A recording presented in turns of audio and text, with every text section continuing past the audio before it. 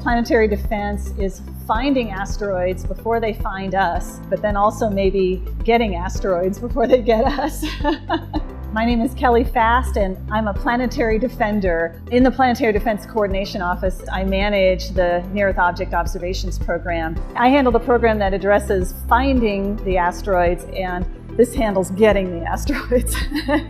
This is the DART spacecraft. The DART mission is just a spacecraft that is going to go and smack an asteroid. It is fantastic to see it in real life. DART will only be changing the period of the orbit of Dimorphos by a tiny amount, and really that's all that's needed in the event that an asteroid is discovered well ahead of time before it might impact Earth. You can't have a mission like DART without finding the asteroids first. That involves searching for near-Earth asteroids, getting them in the catalog, calculating their orbits, tracking them, keeping an eye on them. You know, as a kid, I loved astronomy, I loved Star Trek, and so I became a research astronomer. My first observing run ever was observing the impact of comet Shoemaker-Levy 9 with Jupiter. I never would have known that somehow my career would kind of come full circle to be part of something that affects people's everyday lives. I feel really honored and humbled to be working in the field of planetary defense because it can affect people. It's just really exciting to have that kind of role in an area of science that has such a